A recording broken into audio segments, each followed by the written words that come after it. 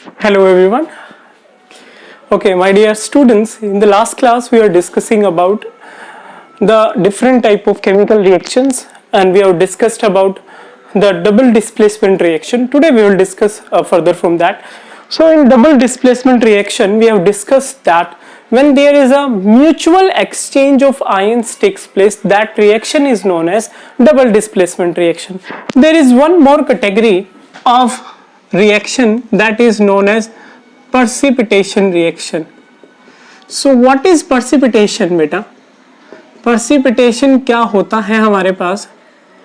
Precipitation reaction is very simple reaction. अगर मैं बात करूं कि मेरे पास क्या है, दो लिक्विड सॉल्यूशंस हैं और उन दो लिक्विड सॉल्यूशंस को मिक्स करने से मेरे पास क्या होता है, उन दो लिक्विड सॉल्यूशन को मिक्स करने से मेरे पास एक इनसॉल्युबल कंपाउंड बने, तो उसको हम बोलते हैं प्रेसिपिटेशन रिएक्शन. अब बेटा जितनी भी प्रेसिपिटेशन रिएक्शंस होती हैं वो सारी की सारी डबल डिस्प्लेसमेंट रिएक्शन भी होती हैं. और एक और कैटेगरी होती है हमारे पास डबल डिस्प्लेसमेंट रिएक्शन की, जिसे हम बोलते हैं न्यूट्रलाइजेशन रिएक्शन. पहले मैं एक बार प्रेसिपिटेशन रिएक्शन की बात करता हूं. होता क्या है, जैसे फॉर एग्जांपल हमारे पास क्या है, हमारे पास है barium chloride plus sodium sulphate Na2SO4. इन दोनों को मिक्स करने से हमारे पास क्या बनता है, NaCl plus barium sulphate.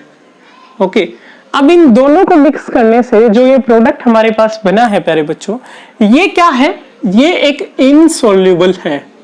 Okay, और जो हमारे पास ये दोनों पर्टिकुलर सॉल्यूशन होते हैं, ये लिक्विड सॉल्यूशन होते हैं, और इन लिक्विड सॉल्यूशन से हमारे पास एक इनसॉल्युबल कंपाउंड अगर बने जो कि सॉलिडिफाई हो जाए सॉल्यूशन के अंदर से, तो उसको हम बोलते हैं प्रेसिपिटेशन रिएक्शन.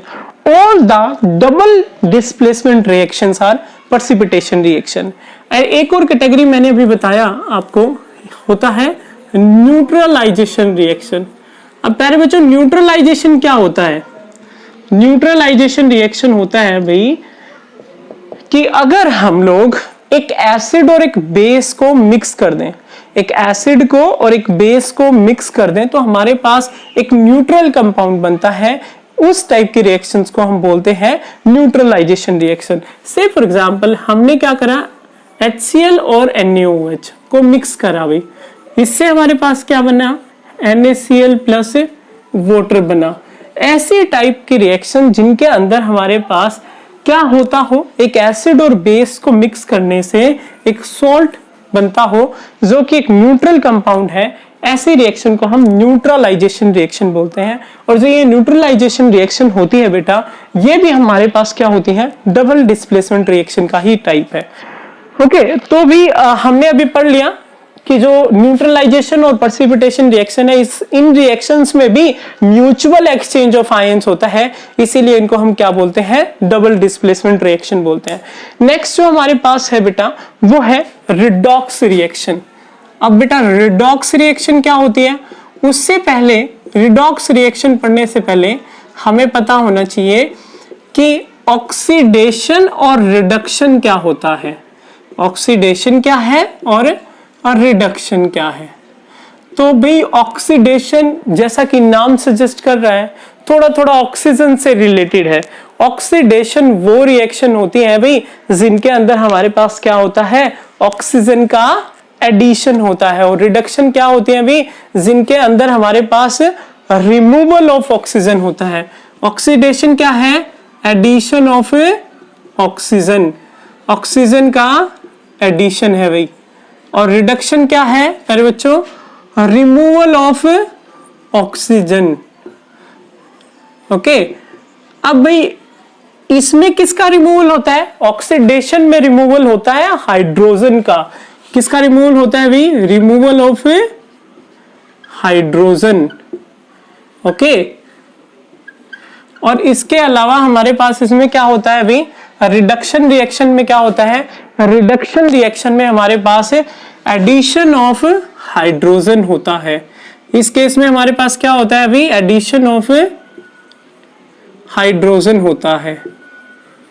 तो अगर आपके पास ऑक्सीडेशन है तो ऑक्सीडेशन में ऑक्सीजन का एडिशन होता है भी, और रिमूवल ऑफ हाइड्रोजन होता है, रिडक्शन में एडिशन ऑफ हाइड्रोजन और रिमूवल ऑफ ऑक्सीजन होता है। फॉर एग्जाम्पल हम लोगों ने बहुत सबसे पहले ये पढ़ा था कि मैग्नीशियम रिबन को ऑक्सीजन के प्रेजेंस में बर्न करते हैं, तो ये हमारे पास जो रिएक्शन है, कौन सी रिएक्शन है बेटा, ये हमारे पास है ऑक्सीडेशन रिएक्शन। ठीक है भाई, अब हम बात करते हैं एडिशन ऑफ हाइड्रोजन की। तो अगर मैं H2 और Cl2 को मिक्स करता हूं तो मेरे पास क्या बनता है, HCl बनता है। तो ये हमारे पास क्या है, ये हमारे पास रिएक्शन है जिसमें हाइड्रोजन का एडिशन हो रहा है। तो ये कौन सी रिएक्शन होती है अभी, रिडक्शन रिएक्शन होती है।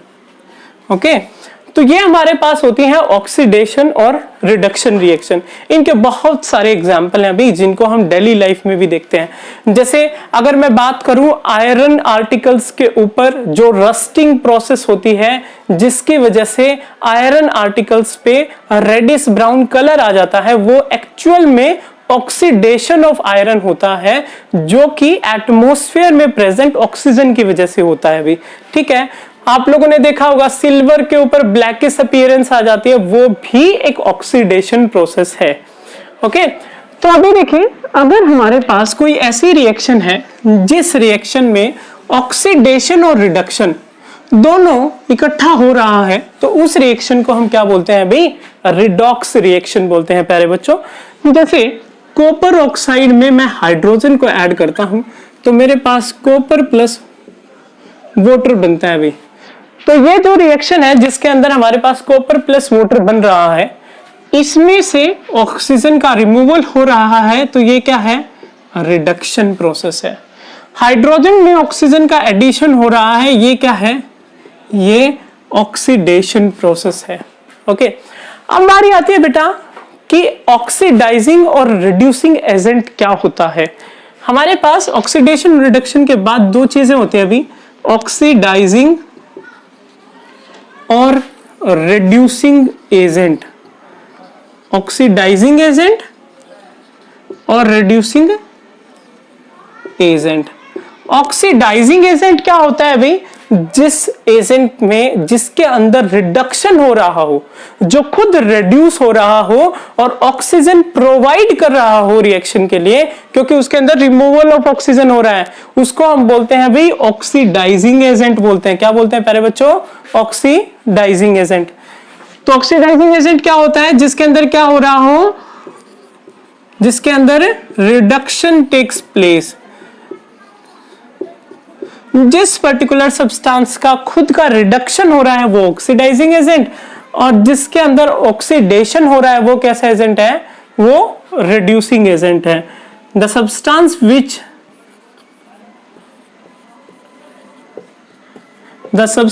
विच इज ऑक्सीडाइज्ड, जो सब्सटेंस ऑक्सीडाइज होता है वो रिड्यूसिंग एजेंट है, और जो रिडक्शन करता है वो ऑक्सीडाइजिंग एजेंट है। तो ये हमारे पास रिडॉक्स रिएक्शन की बात हुई। नेक्स्ट टॉपिक जो हमारे पास है प्यारे बच्चों वो है रस्टिंग प्रोसेस। अब रस्टिंग क्या होती है या फिर कोरोजन क्या होता है, हम उसकी बात करेंगे। कोरोजन या फिर रस्टिंग क्या होती है भाई हमारे पास, कोरोजन एक प्रोसेस है जिस प्रोसेस में किसी भी पर्टिकुलर मेटल के ऊपर क्या हो जाता है, एक ऑक्साइड की लेयर आ जाती है। Why, because of atmospheric oxygen or the moisture present in atmosphere and some other reactive gases present in atmosphere which gives a layer on particular metal is known as corrosion process. तो next जो हमारे पास topic है वो है भी corrosion। So corrosion क्या होता है, कोरोजन एक ऐसी प्रोसेस है प्यारे बच्चों जिस प्रोसेस के अंदर हमारे पास किसी भी मेटल का डिग्रेडेशन हो जाता है बाय एटमॉस्फेरिक ऑक्सीजन और the moisture present in the atmosphere. जो द स्लोली डिग्रेडेशन ऑफ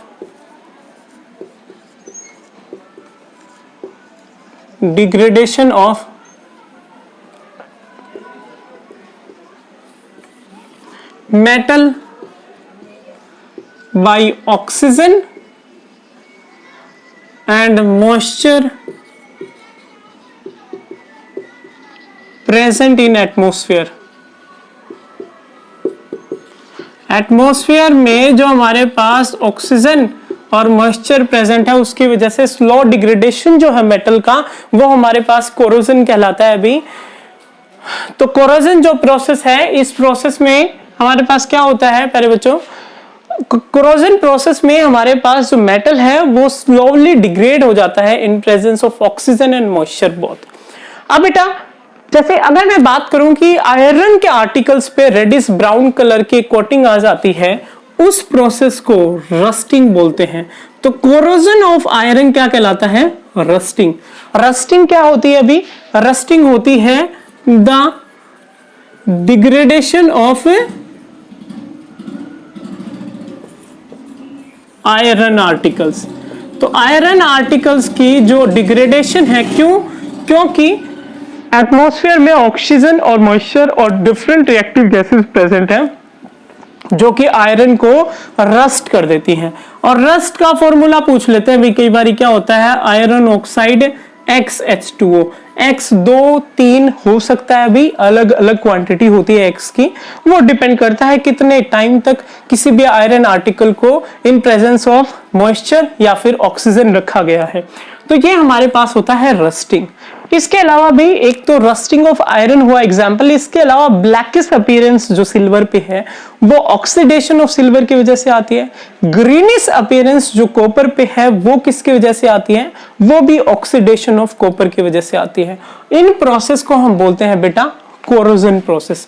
जो नेक्स्ट टॉपिक है हमारे पास वो है प्यारे बच्चों रेंसिडिटी। रेंसिडिटी क्या होती है, रेंसिडिटी हमारे पास होती है भाई कि आप लोगों ने देखा होगा कि हम जो चिप्स यूज करते हैं या फिर जो चिप्स या फिर कोई भी पैकेज्ड फूड खाते हैं, उस पैकेज्ड फूड को अगर हम लोग ओपन करके ओपन एयर में छोड़ देते हैं तो उसका जो टेस्ट है वो आफ्टर सम टाइम बदल जाता है।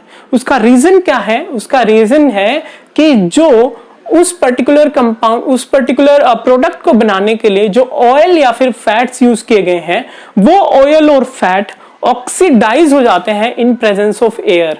उसको हम लोग बोलते हैं रेंसिडिटी ऑफ ऑयल और बटर। ठीक है भाई, हमारे पास नेक्स्ट टॉपिक है रेंसिडिटी।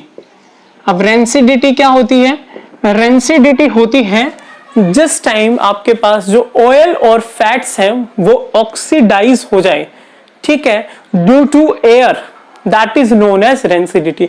अब बेटा रेंसिडिटी से बचाने के लिए आप लोगों ने देखा होगा जितने भी चिप्स हम लोग खाते हैं उनके अंदर है ना आपको एक पर्टिकुलर गैस फील की जाती है, और वो गैस जो है वो एक इनर्ट गैस होती है जैसे कि नाइट्रोजन, ताकि वो चिप्स जो है वो क्या ना हो, वो ऑक्सीडाइज ना हो। So the oxidation of oil और fats of oil or fats in presence of